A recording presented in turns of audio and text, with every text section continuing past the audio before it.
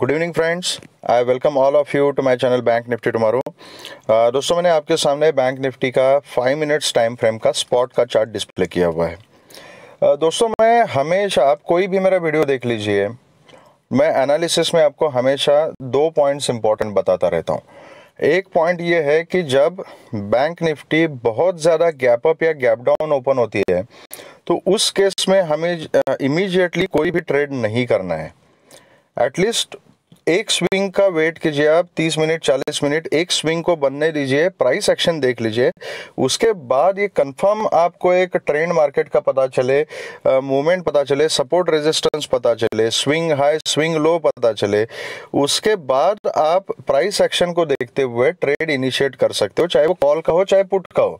लेकिन एक स्विंग को ऑब्जर्व करना यहाँ पे बहुत ज़्यादा ज़रूरी होता है, ठीक है। और दूसरा पॉइंट मैं आपको हमेशा बोलता हूं कि जो फ्राइडे का दिन होता है, फ्राइडे के दिन मार्केट में कोई भी ओआई डेटा जो होता है, ओपन इंटरेस्ट डेटा, वो ठीक तरह से डेवलप नहीं होता, क्योंकि थर्सडे एक्सपायरी के दिन जो वीकली कॉन्ट्रैक्ट होता है वो ख़त्म हो जाता है और फ्राइडे से नया कॉन्ट्रैक्ट शुरू हो जाता है। तो जो सेलर्स की पोजीशन होती है वो डेवलप होने में टाइम लगता है। तो फ्राइडे के दिन आप देखोगे तो जनरली मार्केट जो होता है वो वोलेटाइल होता है, बहुत ही ज़्यादा ऊपर नीचे वोलेटिलिटी रहती है, फ्लक्चुएशंस रहते हैं, काफ़ी प्रीमियम भी हाई रहते हैं, प्रीमियम में ज़्यादा मूवमेंट नहीं होता एज पर दिस स्पॉट, और बायर्स और सेलर्स के बीच में कंटिन्यूअस एक स्ट्रगल चलता रहता है पोजीशंस बनाने के लिए। ओके, जब और ये पोजीशंस कंफर्म होने में, एक ठीक ठाक ओआई डेटा बिल्टअप होने में बहुत टाइम निकल जाता है मार्केट का। तो जब मार्केट क्लोजिंग की तरफ बढ़ता है, मतलब स्पेशली इन सेकंड हाफ, तो लास्ट का जो 1-1.5 घंटा होता है उसमें जो बिग प्लेयर्स है वो अपनी पोजीशंस डिसाइड करते हैं depending on the price action and the levels and the global scenario, sentiments, बहुत सारे फैक्टर्स उसमें हैं, ठीक है। तो जब मार्केट क्लोजिंग की तरफ बढ़ता है फ्राइडे के दिन, तब एक कंफर्म ओआई डेटा के उसमें आप देखोगे ऑप्शन चेन वगैरह में, तो उसमें ओआई डेटा का आपको बिल्टअप दिखाई देगा, तब पोजीशंस, नए पोजीशंस बनते हैं, ठीक है। Here I am talking about the big players. जो ओपन इंटरेस्ट क्रिएट करने वाले होते हैं वो बिग प्लेयर्स होते हैं, हम जो रिटेलर्स हैं हम बहुत छोटे लोग हैं, ठीक है। तो ये ओआई डेटा बिल्टअप होने में पूरा दिन निकल जाता है और क्लोजिंग की तरफ जब मार्केट बढ़ती है तो ये ओआई डेटा बिल्टअप हो जाता है, जिसमें आप कंफर्म लेवल्स को थोड़ा सा इंटरप्रेट कर पाओगे, ठीक है। तो इसीलिए फ्राइडे के दिन जनरली मार्केट वोलेटाइल होती है। अभी आप ये देखिए, ये फ्राइडे के दिन का मार्केट है।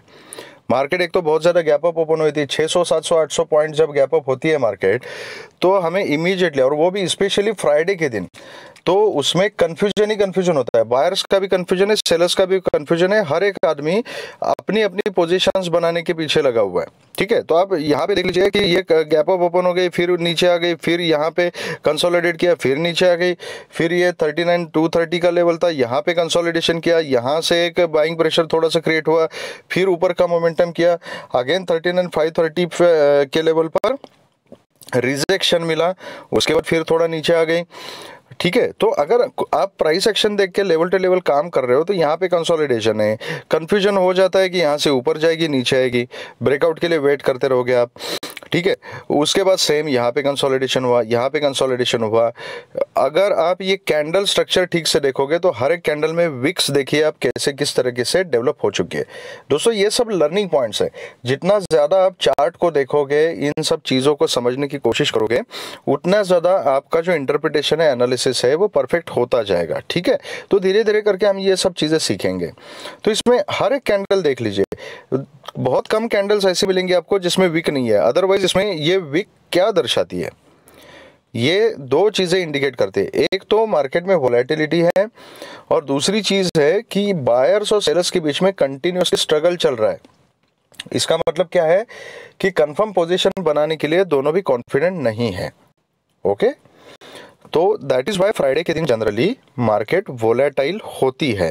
तो ऐसे दिन जो होते हैं, स्पेशली बहुत ज़्यादा गैप अप भी हो चुका है और फ्राइडे का दिन भी है, तो बहुत ही सोच समझ के लेवल टू लेवल हमें काम करना पड़ता है। तो ये रही बात थोड़ी सी लर्निंग पॉइंट ऑफ व्यू से, ठीक है।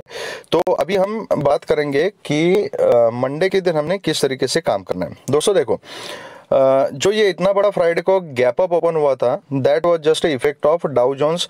आपने अगर डाउ जोन्स का चार्ट देखा होगा तो डाउ जोन्स ने अच्छी खासी रिकवरी की थी, बहुत ही अच्छा एक अप ट्रेंड डाउ जोन्स ने दिखाया था after the Fed inflation data. ठीक है, इन्फ्लेशन डेटा डिक्लेयर होने वाला था, मैंने पिछले वीडियो में भी बोला था आपको।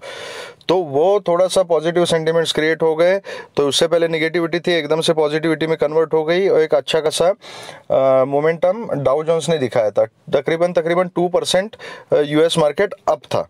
ओके, तो अब ये जो इफेक्ट था, this was a positive global sentiment, तो ये हमारे मार्केट में फैक्टर इन हो चुका। मैं हमेशा दोस्तों आपको एक तीसरा एक इंपॉर्टेंट पॉइंट बोलता रहता हूँ कि ग्लोबल सेंटिमेंट चाहे कुछ भी हो, वो फैक्टर इन होगा मार्केट के ओपनिंग के टाइम। उसके बाद एक बार मार्केट ओपन हो गई, उसके बाद जो हमारे लोकल सेंटिमेंट्स है वो पिक्चर में आ जाते हैं, और फिर उसके बाद जो हमारा मार्केट दिन भर काम करेगा वो अपने लोकल सिनेरियो, अपनी जो कंडीशन है, सेंटिमेंट्स है, उसके हिसाब से काम करेगा। मतलब इन शॉर्ट, बैंक निफ्टी जो है वो अपनी खुद की चाल चलेगा ओपनिंग के बाद।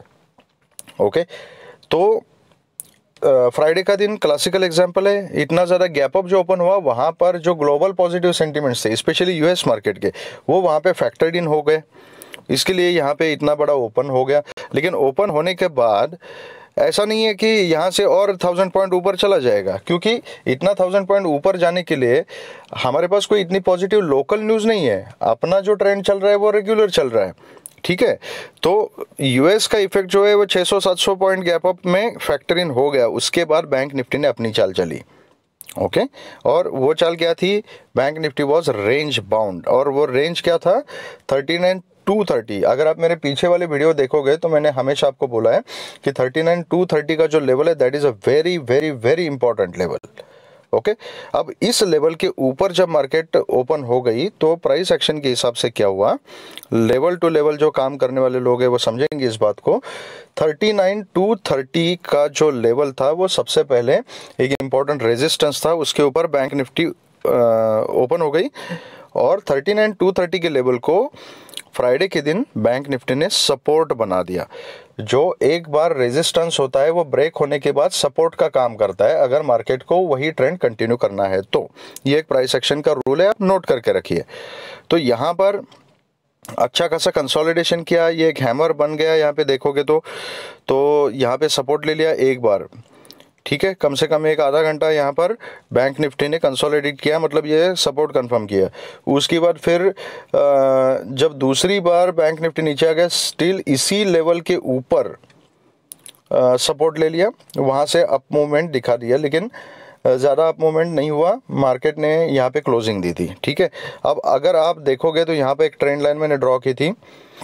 ठीक है, इसी ट्रेंड लाइन का रेजिस्टेंस लेके बैंक निफ्टी यहाँ पे प्राइस एक्शन बना रहा था, लेकिन क्लोजिंग के टाइम इस ट्रेंड लाइन का ब्रेकआउट हमें थोड़ा सा देखने को मिलता है। उसके बाद फॉलो अप भी दिखाई दे रहा है, लेकिन हमें कंफर्म प्राइस एक्शन पता नहीं चला, क्योंकि मार्केट उसी ब्रेकआउट के पास क्लोज हो गई। ओके, तो अभी मंडे को हमने किस तरीके से काम करना है। अगर बैंक निफ्टी फ्लैट ओपन होती है, थोड़ा सा नीचे आने की कोशिश करती है, इमीडिएटली ट्रेड नहीं करना है, देखना है इसी ट्रेंड लाइन के ऊपर सपोर्ट लेती है क्या। अगर इस पे सपोर्ट नहीं लेती है तो देखना है कि 39,230 का जो लेवल है उस लेवल पे सपोर्ट लेती है क्या। यहाँ पे सपोर्ट लेते हुए दिखाई दे रही तो आप कॉल की पोजीशन बना सकते हो with a very strict stop loss of 39,180, और आपका जो फर्स्ट टारगेट उस केस में रहेगा, अगर अपसाइड का मोमेंटम यहाँ पे शुरू करती है बैंक निफ्टी, तो 39,530 will be the target. Okay, बाकी तो बीच बीच में स्विंग लेती रहेगी मार्केट, लेकिन 39,530 इज द इम्पॉर्टेंट टारगेट। यहाँ पे इधर यू रिड्यूस योर क्वांटिटी, और यहाँ पे आप प्रॉफिट बुक करके वेट कीजिए ब्रेकआउट का। अगर बैंक निफ्टी को ऊपर जाना ही है तो उसको 39,530 के लेवल के ऊपर सस्टेन होना पड़ेगा क्योंकि यहाँ पे देख लीजिए, ये पहली बार खुलते के साथ 530 के लेवल पे रेजिस्टेंस लिया था, यहाँ पे दूसरी बार अगेन 39,530, तीसरी बार ब्रेकआउट करने की कोशिश की, थोड़ा सा ऊपर गई बैंक निफ्टी 560 570 तक, लेकिन वहाँ इमीडिएटली सेलिंग प्रेशर आ गया। तो ये तीसरी बार यहाँ पे लेवल टेस्ट किया। हो सकता है अभी चौथी बार जब इस लेवल के ऊपर मार्केट रिटेस्ट करेगी। अगर बैंक निफ्टी को अपसाइड मोमेंटम कंटिन्यू करना है तो इस लेवल के ऊपर क्लोजिंग देके फॉलो अप आना चाहिए, तभी बैंक निफ्टी बुलिश हो सकती है थोड़ी बहुत। ओके, तो आपने वेट करना है कि 39,530 के ऊपर निकल जाए। अगर ऐसे होता है तो आप, अगर आपकी क्वांटिटी रिड्यूस हो चुकी है, क्वांटिटी ऐड करके उसको ट्रेल कर सकते हो, या तो यहाँ पे फ्रेश ट्रेड इनिशिएट कर सकते हो 39,530 के ऊपर। लेकिन याद रखिए इस लेवल के ऊपर एक 5 मिनट्स की कैंडल का क्लोजिंग इज रिक्वायर्ड एंड उसका फॉलोअप इज रिक्वायर्ड।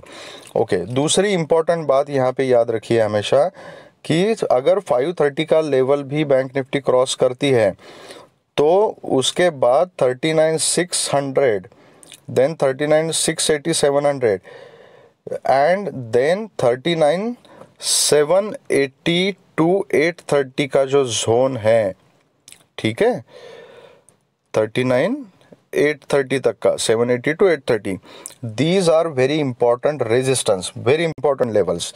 तो आपने जब पोजीशन कंटिन्यू अगर की है तो इस लेवल के ऊपर you have to be cautious. 39,600, then 39,700 to 730 का लेवल, उसके बाद 780 टू 830 का जो लेवल है।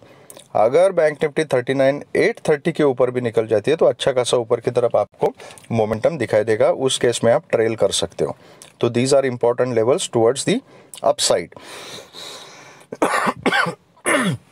सॉरी, अब ये रही बात फ्लैट ओपन होके सपोर्ट लेके ऊपर नीचे जाने की बात। अगर इसी जोन में थोड़ा सा गैप अप वगैरह ओपन होती है, देखना है कि 39,530 के आसपास या 600 के आसपास के रिजेक्शन ले रही है क्या। अगर गैप अप ओपन होती है और यहाँ किसी लेवल पर रिजेक्शन लेती है ना, तो आप एक पुट की पोजीशन ट्राई कर सकते हो, लेकिन आपने प्राइस एक्शन ठीक से देखना है। यहाँ पर अगर आप पुट की पोजीशन एकदम से ट्राई करते हो ना, तो you have to be very cautious, अपने टारगेट छोटे छोटे रखिएगा। एंड सबसे इंपॉर्टेंट चीज़, आप keep trailing the profit. Okay, you keep trailing your stop loss and keep booking the profit. लेकिन इसमें पोजीशन साइजिंग जो है ना, वो थोड़ा सा कम रखिएगा। हो सकता है कि बैंक निफ्टी बुलिश बन जाए, बुलिश बनना हो, ऊपर का मोमेंटम कंटिन्यू करें, तो पोजीशन ज़्यादा नहीं रखनी है। अपनी पोजीशन साइजिंग जो है, लॉट साइज जो है, वो कम रखना है अगर आपको यहाँ ऊपर की तरफ पुट की पोजीशन ट्राई करनी है। तो यहाँ पर थोड़ा सा गैप अप अगर ओपन होके यहाँ अगर 530 के आसपास अगर रिजेक्शन लेते हो तो पुट की पोजीशन बना सकते हो। लेकिन personally I won't recommend it unless the price action confirms, because उसका रीज़न क्या है कि 39,530 के पास अगर सपोज यहाँ पे मार्केट 450 480 पे ओपन हो गई, यहाँ पे आपको रिजेक्शन मिला, ओके, आप पुट की पोजीशन बनाओगे, तो उस केस में फिर नीचे आने के बाद यहाँ पर एक पुल बैक दिखा के अपना अप ट्रेंड मार्केट कंटिन्यू कर सकती है। हाईली पॉसिबल, अगर अप ट्रेंड कंटिन्यू करना है तो इसी फ्लो में ऊपर जाएगी, थोड़ा सा गैप अप ओपन होके या नीचे आएगी, यहाँ पे सपोर्ट लेके फिर ऐसे ऊपर जा सकती है, ये बैंक निफ्टी कर सकती है। तो B very cautious while taking put का पोजीशन। मैं ये रिकमेंड करूँगा कि यहाँ पर अगर यहाँ थोड़ा सा स्विंग का वेट कीजिए। अगर 530 पे रिजेक्शन लेती भी है तो स्विंग का वेट करने के बाद फिर आप डिसाइड कीजिए प्राइस एक्शन को देख के कि ये लेवल रिटेस्ट करेगी, ब्रेकआउट करेगी या नहीं करेगी। दोबारा अगर जाती है, दोबारा रेजिस्टेंस अगर लेती है तो आप पुट की पोजीशन बना सकते हो। ओके, अगर ये फ्लैट ओपन होके इसी जोन में थोड़ा सा गैप डाउन ओपन होके अगर 39,230 के नीचे अगर सस्टेन हो जाती है बैंक निफ्टी, तो आपको फर्स्ट टारगेट मिलेगा 39,180, देन 39,50, 39,30 टू 39,50 का जो जोन है, और 39,000 के नीचे अगर चली जाती है तो 38,850 और उसके भी नीचे 38,530 टू 550 के टारगेट्स आपको नीचे की तरफ मिल सकते हैं। ओके, तो ये रही बात फ्लैट ओपन होके या इसी जोन में ओपन होके ऊपर या नीचे जाने की। ठीक है, अगर यहाँ नीचे 39,230 के ऊपर सपोर्ट अगर लेते हैं तो यहाँ पे कॉल की पोजीशन बनानी है, मैंने आपको बता दिया। अगर गैप डाउन ओपन होती है और 39,230 के नीचे ओपन होती है, आपने वेट करना है, देखना है प्राइस एक्शन। 39,180 के नीचे अगर बैंक निफ्टी सस्टेन करती है और ट्रेड करना शुरू करती है तो पुट की पोजीशन बनानी है, नीचे के टारगेट्स आपके सेम रहेंगे। अगर बहुत ही ज़्यादा गैप अप ओपन होती है 39,530 के ऊपर या 39,600 700 इस जोन में इतना ज़्यादा अगर गैप अप ओपन होती है तो उस पोजीशन में मैं बोलूँगा कि कॉल को थोड़ा सा अवॉइड कीजिए जब तक प्राइस एक्शन नहीं बनता। 39, 600, 700, 800 इस जोन में कहीं अगर ऊपर की तरफ बैंक निफ्टी मिलती है आपको, और वहां पर अगर कोई नेगेटिव कैंडल बन जाती है, कोई इन्वर्टेड हैमर बन जाता है या प्रॉपर रेड कैंडल बन जाती है और उसका अगर फॉलो अप आता है, तो वो प्राइस एक्शन और पैटर्न देख के आप पुट की पोजीशन वहां पे बना सकते हो with a very strict stop loss. अगर वो स्टॉप लॉस हिट हो जाता है तो इमीडिएटली अपनी पोजीशन कॉल में कन्वर्ट करनी है और फिर ऊपर के टारगेट्स आपने ट्रेल करने हैं। ठीक है दोस्तों, तो ये रही हमारी स्ट्रैटेजीज फॉर मंडे। अगर आप लाइव मार्केट में अपडेट्स के लिए मेरे टेलीग्राम चैनल पे जुड़ना चाहते हो तो उसका लिंक मैंने अपने डिस्क्रिप्शन बॉक्स में दिया हुआ है। वहाँ पर कुछ इंपॉर्टेंट लेवल्स है, कुछ कॉल्स है, कुछ रिकमेंडेशंस है, तो मैं अपडेट करता रहता हूँ, तो आप मेरे टेलीग्राम चैनल से जुड़ सकते हो। तो दोस्तों, अगर मेरा ये वीडियो आपको पसंद आया है तो please hit the like button and subscribe the channel and press the bell icon so that आपको वीडियोज़ के अपडेट टाइम टू टाइम मिलते रहेंगे। And please share it with maximum people so that बाकी लोग भी कुछ प्राइस एक्शन थोड़ा बहुत सीख पाएंगे। Thank you very much friends and all the very best.